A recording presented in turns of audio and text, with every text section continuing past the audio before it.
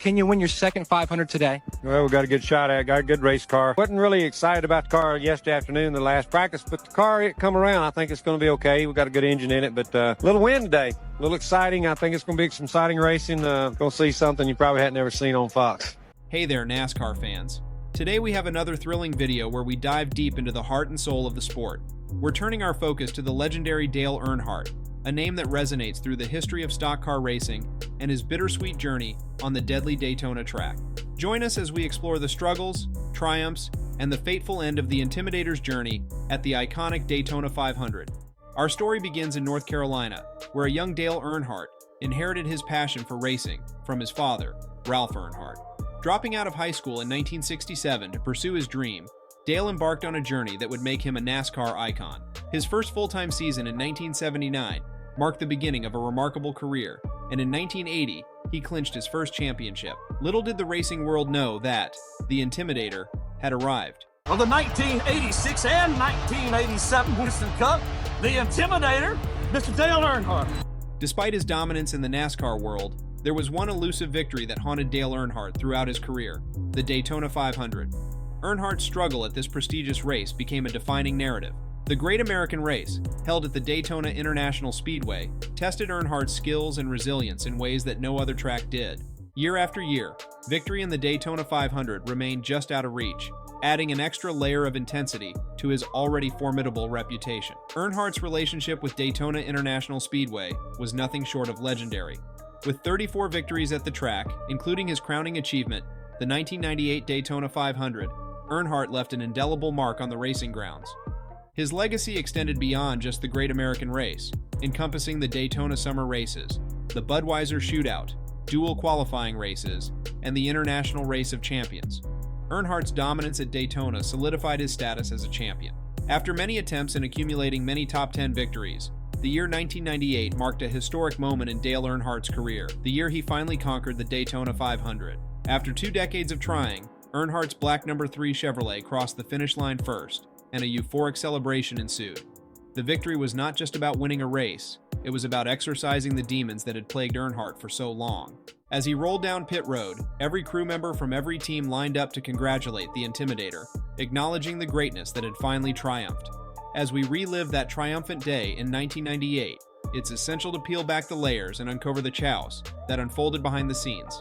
In the final laps, with victory in sight, an incident involving Joan Andretti and Lakey Speed led to a caution.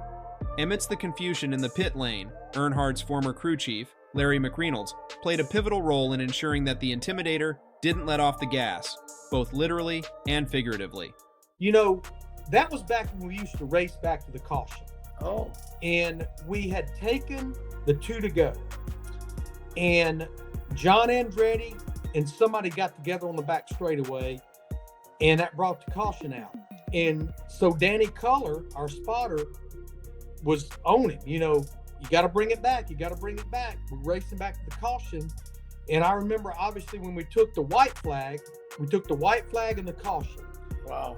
But I still, everything that had happened to that 3 car, I just wanted to make sure we didn't let nothing fall through the cracks. And the track was clear. John and whoever he'd gotten together with, that might have been John and Lake Speed, but anyhow, I knew we still had to make that final lap. Even though it was under caution, we still had to complete lap 200. And I remember you couldn't hear nothing on the radio. Everybody was trying to talk at one time. And finally I said, Dale, make sure you make this lap at a good speed. And Kenny, I think he ran that lap about as fast as you run any lap in the race, making sure he had made it back. And I felt the biggest relief. I felt like the weight of the world was off my shoulders because, again, a winless 1997 and something else, we had changed engines race morning because we had a problem in final practice with a push rod and a rocker arm. So we changed engines race morning. So I was pretty uptight when that race started, but like I say, I felt like the weight of the world was off my shoulders. The victory, though sweet, came amidst a storm of uncertainty. Earnhardt uses the lap car of Rick Mast as a pit. 20 years of trying, 20 years of frustration. Dale Earnhardt will come to the caution flag to win the Daytona 500. the most anticipated moment in racing. The taste of long-awaited victory will be his. Checkered flag. Dale Earnhardt finally is a champion of the Daytona 500. Fast forward to 2001, and the Daytona 500 would witness not just triumph, but also tragedy. The race that cost Dale Earnhardt Sr. His life unfolded on the final lap, a day etched in NASCAR history. It all started when Dale Earnhardt was running 2 cars up front, with Dale Earnhardt Jr. and Michael Waltrip behind the wheels. There would not have been a prouder moment for Dale Earnhardt than seeing his longtime friend Michael Waltrip win his first ever race. And what could have been a better reward for his blocking efforts to see his son finish ahead? Unfortunately, Sr. didn't get to witness any of that. Continuing his intense battle with Sterling Marlin, the Intimidator threw some wild maneuvers until his left rear bumped Marlin's right front. It was only a matter of time before Earnhardt was battling his car as it slid in front of Rusty Wallace and Ken Schrader. The crash, caused by a collision with Ken Schrader, resulted in a basilar skull ring fracture, a fatal injury that had claimed the lives of other drivers before him. Whoa! Earnhardt. Sterling got into Earnhardt. We're coming around for the white flag. You got him, Mikey. You got him, man. You got him. Car down. Oh! Big trouble. Big wreck behind him. I just hope Dale's okay. You okay? You okay? Saw the crash and saw the cars sitting over there and saw the ambulances and everything, and it looked really dramatized and really dramatic looking, and it just looked odd.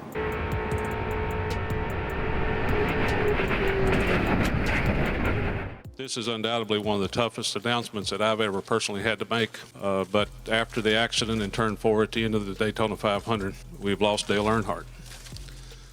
Earnhardt's refusal to adopt head and neck restraints played a role in the severity of the outcome. Ken Schrader, who made his way to Earnhardt's side, believes he will never forget what he saw.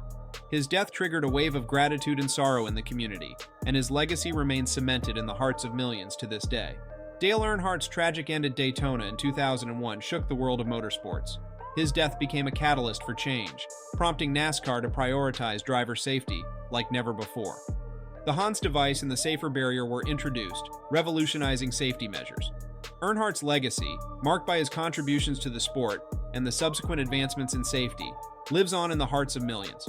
In conclusion, Dale Earnhardt's journey at Daytona 500 is a tapestry of struggle, triumphs, and a poignant end. The Intimidator's relentless pursuit of victory, especially at the Daytona 500, showcases the grit and determination that defined his career. As we remember the highs and lows, let us honor the memory of a racing legend whose impact transcends the checkered flag. For more interesting content and nostalgic ride through the pages of NASCAR history, hit that like button, subscribe, and share. Until next time, keep the pedal to the metal.